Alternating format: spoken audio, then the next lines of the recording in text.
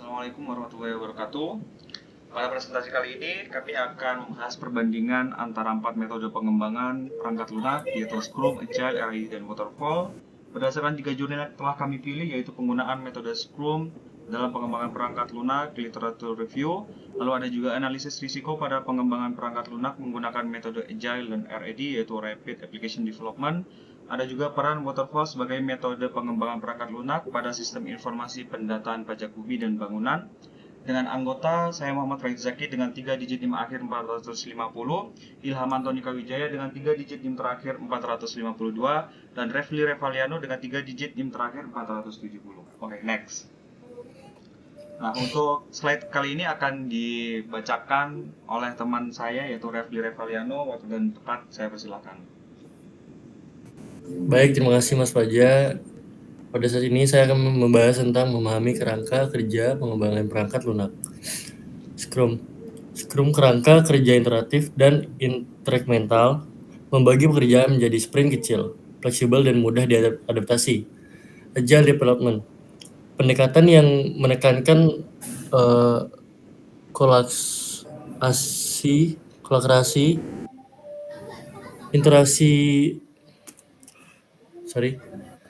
interaksi cepat dan respon terhadap perubahan, menghasilkan perangkat lunak yang berfungsi dalam interval singkat. Lalu ada Rapid Application Development, model incremental berkecepatan tinggi, fokus pada konstruksi berbasis komponen dan pembuatan prototipe cepat. Lalu ada Waterfall, metode sequential, linear analysis, design, coding, testing, support. Setiap tahap harus selesai sebelum tahap berikutnya dimulai. Jadi pada saat ini menampilkan 4 metode utama pengembangan perangkat lunak. Scrum adalah kerangka kerja iteratif dan fleksibel. Agile menekankan kolaborasi dan adaptasi cepat. Lalu Rapid Application Development adalah model berkecepatan tinggi yang berbasis prototyping. Lalu Waterfall juga bersifat linear, struktur dan sekuensial. 4 metode ini akan kita bandingkan secara detail. Pada selanjutnya,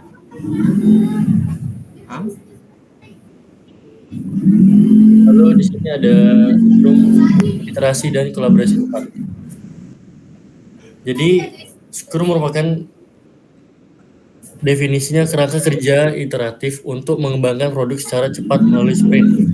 Proses kuncinya produk backlog, sprint planning, daily scrum, sprint review, dan sprint retrospektif. Kelebihannya yaitu iteratif dan fleksibel, menghadapi perubahan, meningkatkan kolaborasi tim. Lalu kekurangannya adalah proses kompleks, butuh scrum master terlatih, membutuhkan kolaborasi tim yang kuat. Jadi di sini proses utamanya meliputi produk backlog, sprint planning, daily scrum, sprint review, dan sprint retrospektif. Lalu juga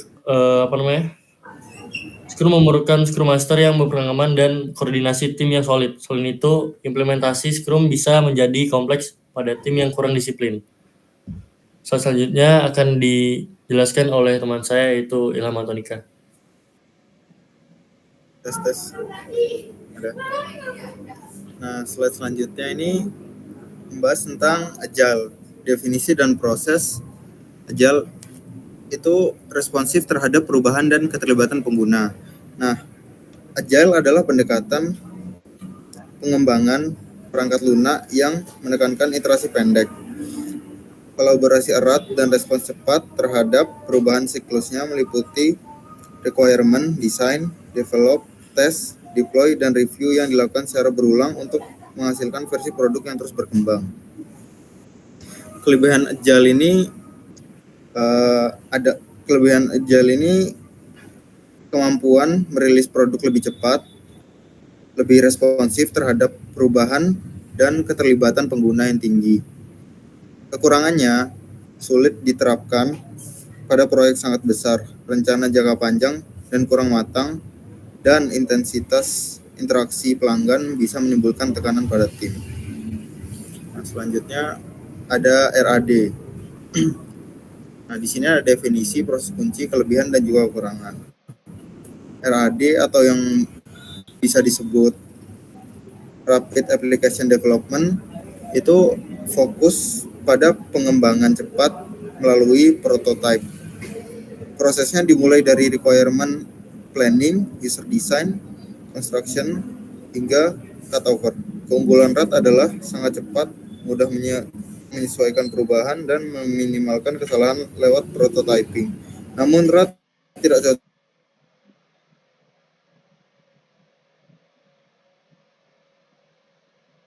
oleh Mas Fajar. Lalu untuk yang selanjutnya ada waterfall, struktur jelas, dan kebutuhan stabil. Waterfall sendiri memiliki definisi metode pengembangan sekuensial linear di mana setiap tahap itu diselesaikan secara berurutan.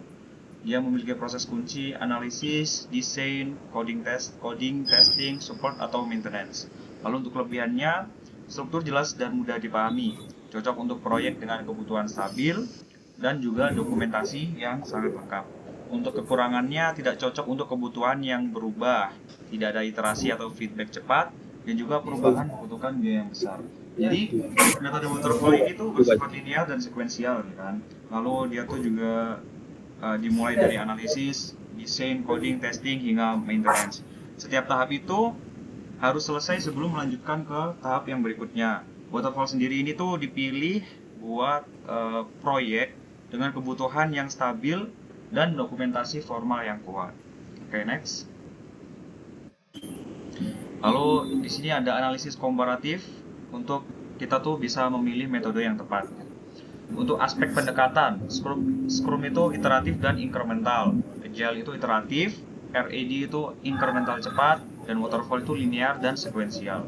Untuk fleksibilitas, Scrum sangat fleksibel, Agile sangat fleksibel, RAD sedang sampai tinggi, Waterfall rendah. Untuk kecepatan, Scrum cepat, Agile cepat, RAD sangat cepat, dan untuk Waterfall itu dia lambat. Untuk dokumentasi, Scrum itu ringan, Agile itu ringan, RAD itu ringan, dan Waterfall itu berat. Untuk kebutuhan yang bisa berubah-ubah, Scrum itu sangat cocok, Agile sangat cocok, RAD itu cocok, untuk Waterfall dia tidak cocok. Untuk ukuran proyek, Scrum itu bisa digunakan untuk proyek menengah besar, Agile itu untuk kecil menengah, RAD itu untuk kecil menengah, dan Waterfall itu untuk besar dan stabil. Lalu ada keterlibatan pengguna, Scrum itu tinggi, Agile itu sangat tinggi, RAD juga sangat tinggi, sedangkan untuk Waterfall dia itu rendah sedang. Nah, pada tabel perbandingan ini itu terlihat bahwa Scrum dan Agile ini memiliki fleksibilitas tertinggi dan cocok untuk perubahan yang sangat cepat. RAD unggul dari sisi kecepatan dan pengembangan, sementara itu Waterfall paling stabil untuk proyek besar dengan kebutuhan yang sangat jelas. Dokumentasi juga lebih tebal pada Waterfall, tetapi sangat ringan pada 3 metode lainnya. Oke, next. Lalu di sini ada rekomendasi kasus penggunaan. Scrum dia bisa startup dengan kebutuhan cepat berubah, pengembangan aplikasi mobile atau web, proyek penelitian atau inovasi, dan juga tim yang butuh iterasi pendek. Untuk Agile, proyek yang terus mengalami perubahan, organisasi yang mengutamakan kolaborasi, dan juga pengembangan produk jangka panjang. Untuk RAD sendiri, proyek kecil dengan waktu yang sangat cepat, aplikasi berbasis modul atau prototype, sistem yang membutuhkan umpan balik pengguna cepat. Lalu untuk Waterfall, sistem pemerintah atau administrasi, sistem dengan kebutuhan stabil, proyek besar yang tidak butuh iterasi, dan juga dokumentasi formal wajib, contoh SITA sampai PBB. Next. Baik, untuk kesimpulannya fleksibilitas versus struktur ya. Bisa kita lihat di sini untuk metode modern banyak yang menggunakan Scrum, Agile, RAD karena mereka itu mengutamakan kecepatan, fleksibilitas, dan respons terhadap perubahan.